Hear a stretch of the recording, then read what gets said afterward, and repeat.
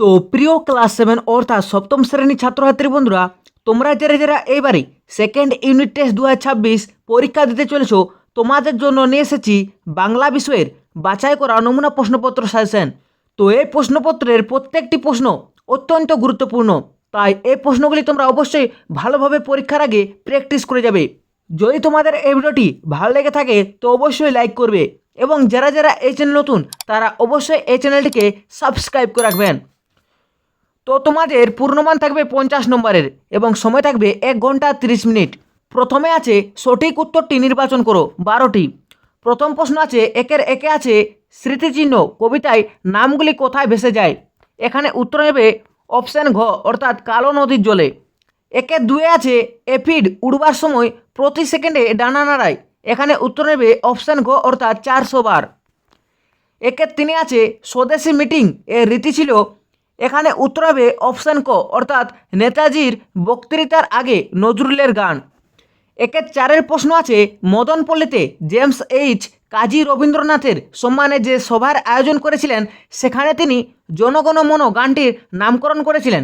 এখানে উত্তর হবে অপশান ক the morning song of India নামে। একের 5 আছে কাল থেকে মনে মোর লেগেছে খটকা।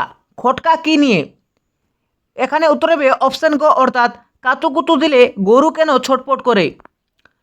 একের 6 প্রশ্ন আছে বর্ষায় আজ বিদ্রোহ করে বুঝি। এখানে কার বিদ্রোহ করার কথা বলা হয়েছে?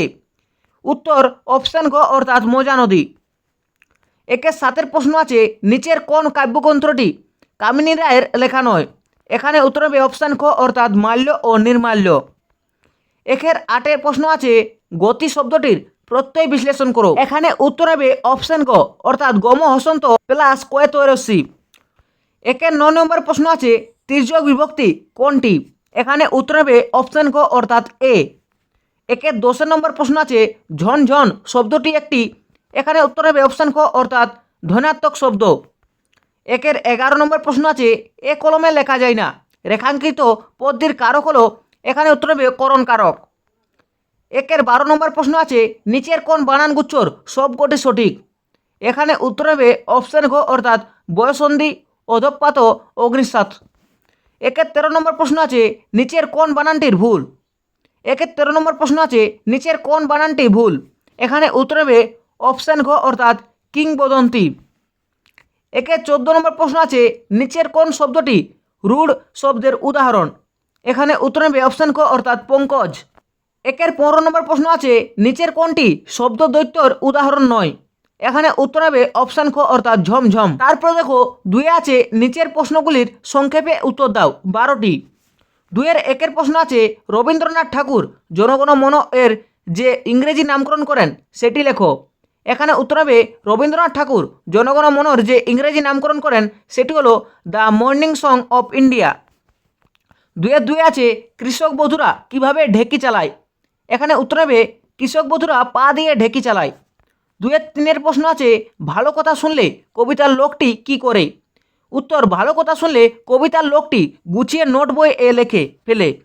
2-এর 4 নম্বর প্রশ্ন আছে ব্যস্ত ঘড়ির কাঁটা কোথায় গিয়ে থেমে গেছে। এখানে উত্তর হবে বৃষ্টিমুখর লাজুক গায়ে এসে ব্যস্ত ঘড়ির কাঁটা থেমে গেছে। 2-এর 5 নম্বর প্রশ্ন আছে কে বা রক্ষা করে। কি রক্ষা করার কথা বলা হয়েছে। উত্তর নামগুলি রক্ষা করার কথা বলা হয়েছে। 2-এর 6-এর প্রশ্ন আছে শামুকের চলন দেখলে লেখকের বলতে ইচ্ছে করে এ পথে আমি যে গেছি। লেখকের কেন এরকম মনে হয়েছে। উত্তর শামুক চলার সময় একটা জলীয় চিহ্ন রেখে যায় এবং এটা দেখে বোঝা যায় যে শামুক এই পথে গেছে, তাই লেখকের এরকম মনে হয়েছে। 2-এর 7 নম্বর প্রশ্ন আছে বাংলাদেশ স্বাধীন রাষ্ট্র হলে কোন গানের কতকগুলি পংক্তি জাতীয় সঙ্গীত হিসেবে গৃহীত হয়েছে। উত্তর বাংলাদেশ স্বাধীন রাষ্ট্র হলে বিশ্বকবি রবীন্দ্রনাথ ঠাকুরের আমার সোনার বাংলা আমি তোমায় ভালোবাসি গানটির প্রথম 10 পংক্তি জাতীয় সঙ্গীত হিসেবে গৃহীত হয়েছে। 2-এর 8 নম্বর প্রশ্ন আছে কুতুব মিনারের প্রথম তলায় কিসের নকশা আছে। উত্তর কুতুব মিনারের প্রথম তলায় বাঁশি ও কোণের পরপর সাজানো নকশা আছে। 2-এর 9 নম্বর প্রশ্ন আছে এটিপি এর পুরো কথাটি কি। এখানে উত্তর হবে এটিপি এর পুরো কথাটি হলো এডিনোসিন ট্রাইফসফেট। 2-এর 10 নম্বর প্রশ্ন আছে টিয়ার বাড়ির চাকরের নাম কি। এখানে উত্তর হবে টিয়ার বাড়ির চাকরের নাম হলো বেহারি। দুয়ের 11 নম্বর প্রশ্ন আছে, মাকুকে ঘড়িওয়ালা কি দিয়েছিল? উত্তর, মাকুকে ঘড়িওয়ালা গোলাপি হ্যান্ডবিল দিয়েছিল। দুয়ের 12 নম্বর প্রশ্ন আছে, টাকার যে আমার বড় দরকার, কে কথাটি বলেছিল? উত্তর, হোটেলওয়ালা এ কথাটি বলেছিল। দুয়ের 12 নম্বর প্রশ্ন আছে, সোনা ওর মুখ টিপে ধরে বলল, চুপ বোকা। টিয়া বোকামি করছে বলে সোনার মনে হলো কেন? উত্তর, টিয়া সবার সামনে মাকু যে কোলের মানুষ তা বলে দিচ্ছিল, তাই টিয়া বোকামি করছে বলে সোনার মনে হয়েছিল। দুয়ের 13 নম্বর প্রশ্ন আছে, লোকটি চটে গেল, লোকটির চটে যাওয়ার কারণ কি? টিয়ার মুখে সং এর কথা শুনে লোকটি চটে গেল। দুয়ের 14 নম্বর প্রশ্ন আছে, শামুক চলে যাওয়ার সময় রেখে যায় জলীয় চিহ্ন, সেটি আসলে কি? উত্তর, শামুক চলে যাওয়ার পর যে জলীয় চিহ্ন রেখে যায় সেটি হলো আসলে তার একখানি মাংসল পুরো পায়ের ছাপ। দুয়ের 15 নম্বর প্রশ্ন আছে, কে গোয়ালে ইশারা পাঠায়? উত্তর, ঘাস গোয়ালে ইশারা পাঠায়। তারপরে আছে 3 নম্বর আছে, নিম্নলিখিত প্রশ্নগুলির উত্তর দাও। 3-এর 1-এ আছে, স্মৃতিচিহ্ন কবিতায় কাদের স্মৃতি লুপ্ত হয়ে যায়? কিভাবে এই লুপ্ত হওয়ার ঘটনাটি ঘটে? উত্তর, কামিনী রায়ের লেখা স্মৃতিচিহ্ন কবিতায় যারা নিজেদের অর্থ ও প্রতিপত্তি দ্বারা নিজেদেরকে অমর করে রাখতে চায় তাদের স্মৃতি লুপ্ত হয়ে যাওয়ার কথা বলা হয়েছে। পৃথিবীতে কোনো কিছুরে চিরস্থায়ী নয়, কিন্তু অনেকে অর্থ ও প্রতিপত্তির দ্বারা স্মৃতিসৌধ বানিয়ে নিজেদের অমর করে রাখতে চায়, কিন্তু সাধারণ মানুষের কথা তারা কখনোই ভাবেনি, তাই কালের নিয়মে সেই সৌধও ধ্বংস হয়ে যায়, সেই কারণে তাদের স্মৃতি লুপ্ত হয়ে যায়। অথবা নোট বই এ কতক কোন কোন ভালো কথা লিখে রেখেছেন, কতক কিভাবে তার প্রশ্নের উত্তরগুলি জানবেন? উত্তর, বক্তা অর্থাৎ বাচ্চা ছেলেটি তার নোট বইয়ে নানা ধরনের প্রশ্ন ও তার উত্তর লিখেছিল, যেমন ফড়িংয়ের কটা ঠ্যাং, আরশোলা কী খায়, আঙ্গুলে আঠা লাগলে চট চট করে কেন, কাতুকুতু দিলে গরু কেন করে ছটপট, ইত্যাদি। কতক তার মেজদাকে খুঁচিয়ে এ প্রশ্নের উত্তরগুলি জানবেন। 3-এর 2 নম্বর প্রশ্ন আছে, প্রাণী মাত্রকে খাবার সংগ্রহ করতে হয়, গাছ কিভাবে না দৌড়ে তার খাবার সংগ্রহ করতে পারে? উত্তর, সবুজ ক্লোরোফিল যুক্ত গাছ সালোক সংশ্লেষ পদ্ধতিতে নিজেদের জন্য খাদ্য তৈরি করে। মূলের সাহায্যে গাছ মাটির নিচ থেকে খনিজ লবণ মিশ্রিত জল সংগ্রহ করে গাছের সবুজ পাতায় পাঠিয়ে দেয়। পরিবেশ থেকে সংগৃহীত কার্বন ডাই অক্সাইড, পাতা সবুজ ক্লোরোফিল ও সূর্যের আলোর উপস্থিতিতে পাতায় শর্করা জাতীয় খাদ্য তৈরি হয়, তাই গাছকে খাদ্য সংগ্রহ করার জন্য চলাফেরা করে বেড়াতে হয় না। অথবা ডুবে গেলাম তবলার বলে কে কেন এমন আচরণ করেছিল? উত্তরটি হলো, কাজী নজরুলের গান রচনার লেখক রামকুমার চট্টোপাধ্যায় এমন আচরণ করেছিল। কাজী নজরুল ইসলামের গান শুনে উত্তেজনায় লেখকের রক্ত টগবগ করে ফুটতে আরম্ভ করেছিল।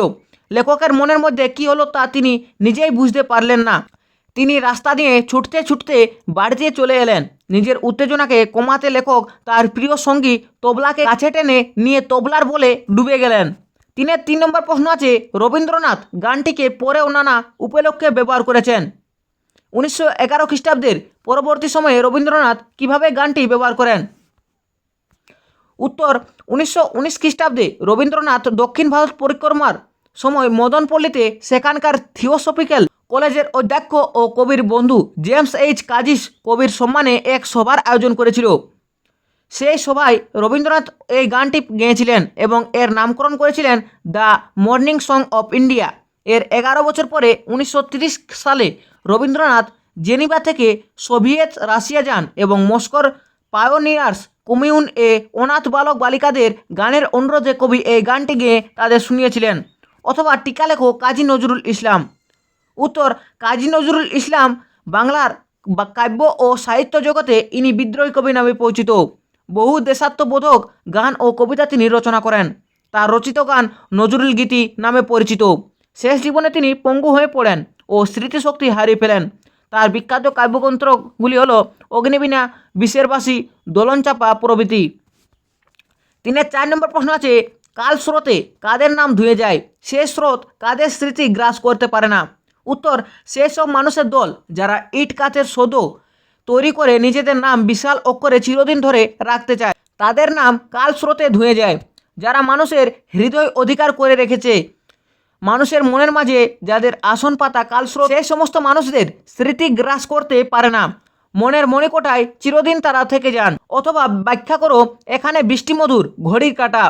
উত্তর, কোনো কোনো স্থানে সময় স্থির হয়ে যায়। চিরদিনের কবিতাটিতে বর্ণিত গ্রামটি যেন শান্ত ও নীরব, ব্যস্ত সময় যেন এখানে থমকে দাঁড়িয়েছে।